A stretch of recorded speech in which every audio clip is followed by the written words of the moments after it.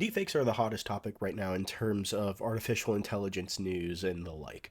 And as of an article that came out yesterday talking about how celebrity deepfakes endorsing like things that they normally wouldn't put their name towards is starting to become a big thing. Now, I wanted to talk about this mainly because one, AI is an interest of mine. My degree is in computer science with a focus on artificial intelligence, and the master's that I'm going for is in artificial intelligence. So I feel like I have some leeway in terms of talking about deepfakes or at least machine learning in that matter. So I wanted to dive in as to how deepfakes work and what they can do for society, whether there's good or bad things to come of it. And I apologize in advance if there's a lot of cuts. I am sick again. So, unfortunately, I may be coughing and sneezing a lot. So, hopefully, it doesn't come at any point when I'm talking, and I can easily cut that out. But for reference, I will be using one particular paper. If you want to go over it, I'll put a link in the description down below. If you don't, then you have me. So I'll give you the Spark Notes version of exactly what I'm looking at. So the paper I'm looking at is going to be regarding Deepface Lab. So they are an open source code. You can go on GitHub and you can find their repository and download their stuff and play around with what they have. And the paper Tide is explaining what exactly their process is. So I'll give you a brief breakdown. Pretty much how deepfaking works. So you take a bunch of training data. So training data are images of a person's face, and you segment the parts to identify where the face is. Machine learning right out the gate isn't going to know what a face is immediately. You, in this case, have to tell it what the face is. This is what's called supervised learning, where the user or the programmer is telling the program what to look for. So by taking multiple images of a face, it would be able to segment parts of that face and extract those bits here and there to be able to replace it with somebody else's face. Now, how is it able to replace it with somebody else's face? Well, once you give it enough training data to be able to determine where on the body a person's face is, you give it testing data, which is essentially giving it images of people and then telling the program, okay, where's this person's face and how do we segment it? If the program is accurate enough, it should be able to extract given information and take out those face parts of the testing material, and then you are free to switch out the faces based on whatever metrics you are using. Now, granted, deepfakes in this matter, at least from what I can tell from the paper, this is mainly used on still images. So it's a bit more advanced when we get towards moving objects like videos and all that, because now we have to take into account a facial expression. We have to take into account of other things outside of the facial stuff, like the voice mods. We have to like implement some sort of mimicry in that case. And although talking about the deepfaking voices is mainly the heart of deepfakes because you don't really need the face to tie to it, you can just have the voice. But in a sense, you take the voice of somebody that you're trying to use as a form of training or testing data, and then you can extrapolate the frequencies from there and then make your flips. So now that we have an understanding on how deepfaking works on a very surface level, how does that impact everybody that uses them or is a quote unquote victim of deepfaking? Well, unfortunately, a lot of news that comes out about deepfakes happens to be in the negative. And it's for good reason because with technology, there's always going to be bad actors. We have the case of scam callers using deepfakes of people's voices to act as if their children were kidnapped and ask for a ransom. And unfortunately, there were plenty of victims who paid said ransoms because how are you supposed to know that that's not your daughter on the other line if they sound exactly like them? And then there's other cases like with the news article that I saw where it talks about celebrities endorsing certain things. Maybe Elon Musk is talking about some really disgusting, foul stuff that though may not be too far from some things that he's tried to do in the past. But if it's like purely outrageous, how are you supposed to tell, right? With AI, the worst the AI would ever be is in this moment, because it literally in the next minute a new algorithm can come out that improves upon the deep fake, how the face meshes to the body and the voice that comes out. Obviously, deep faking right now, you can see some issues with it, right? The face doesn't 100% match up, the mouth doesn't 100% match up with the words that are coming out of the person's mouth. Could AI one day replace humans? And if so, how might that happen? We've already seen some service-based and manufacturing jobs turn to AI in a big way. But what about other industries? Can AI replace journalists or news anchors? Perhaps it already has. Because what you just saw and heard a moment ago was not actually me. This is me, Anderson Cooper. And I am an AI-generated Anderson Cooper. But if you're looking at it through first glance, how are you supposed to tell the difference? And in a lot of ways, it's scary, right? Imagine it's somebody that you recognize, right? Imagine it's somebody that you idolize, or maybe it's a family member.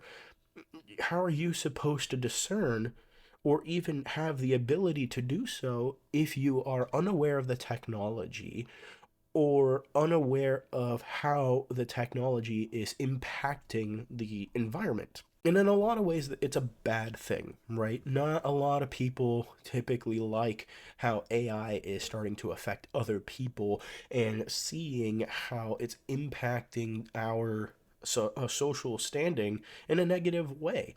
It impacts everybody from the lowest of persons to the biggest celebrity. And the question then begs, well, if that's the case, is this the worst case that we can see? Celebrities endorsing stuff they normally don't do, scam callers? And the answer is unfortunately no. And there is an example that a lot of people don't typically talk about. And this ties into the war that is happening between Russia and Ukraine. There was an instance last year where Russian coders or whatever they were programmed a deepfake of President Zelensky, essentially calling for the surrender of their nation to lay down their arms. And granted, thankfully, in that matter, that Zelensky came out and said that this is a deep fake. I don't know what you're talking about. So we can already see that there are instances of nations going after other nations to influence decisions based on their own personal interests, right? Russia trying to have Ukraine surrender by faking their president by and also saying that they are surrendering. That is a terrible terrible example of how deep faking can be used. And if it's used in that matter, what's stopping other nations from doing the same thing, or maybe doing something on a similar vein as to what their interests are? Maybe China might create something of Joe Biden that says something along the lines of like, Taiwan, you're on your own, I'm sorry, we're not going to help you. Or maybe France does something with their leader, stating that they want to go bring back the old days of hating England or something, I don't know. But regardless, if there's a capability to it, then unfortunately they're going to want to explore that. The military industrial complex is always going to be looking for ways to use our technology against others who go against that nation's interest. Now, like things in that matter, are there good that comes out of it? And I do have to say yes, but you have to look at it at a different perspective, right? When the nuclear bomb was made, the intention of the bomb was to be used against Germany and its allies, the Axis, right? To stop the war. It is a very destructive weapon, and we have unfortunately seen what it is capable of. But the good that came out of the creation of the nuclear bomb was the creation of nuclear reactors, which allowed nations to use this newly found resource to be able to benefit its nation on an industrial level, right? Now we have something that allows us to give energy to our people for the long term, that we no longer have to rely on oil or coal that burns immediately as soon as we use it. Now we have something that gives us some longevity for our nation at the time. How does deepfake relate to this? And in the current state of deepfaking, it's mainly in the form of entertainment, right? We've all seen the voice mods of Joe Biden, Donald Trump, and Obama playing Minecraft, right? And to a level, it's entertaining, right? So, is that all that deepfaking can be used for? Well, we can expand upon how people use de aging materials, right? So, now we can actually de age some of our actors who play in movies. Granted, it wasn't good at the time, but remembered the technology back then was worse than what it is now. But it allows us to expand upon how the technology can be used on an entertainment case. Now, I don't think it's going to be used on an industrial case. It really isn't going to help anybody in that matter, but there is a level of good to deep faking. Whether if you think that it is good enough versus the consequences of what deep faking provides, that's on you. In my personal opinion, based on what my background is, and in terms of how deep faking has been used as of recent, it is a technology that I am not fond of. Can we find other purposes for it that are better for the people rather than using it as a form of opposition? At the moment, I can't think of it. Maybe at some point somebody will come up with something and then we can extrapolate from there. But at the moment, the technology that's present is not something that is favored right now. A lot of people are scared of it, and there's a reason to be, right? Who knows what else it can be used for? There's plenty of examples on the negative that deepfaking has unfortunately expressed compared to the good that it provides. So that's pretty much what I wanted to talk about in terms of AI.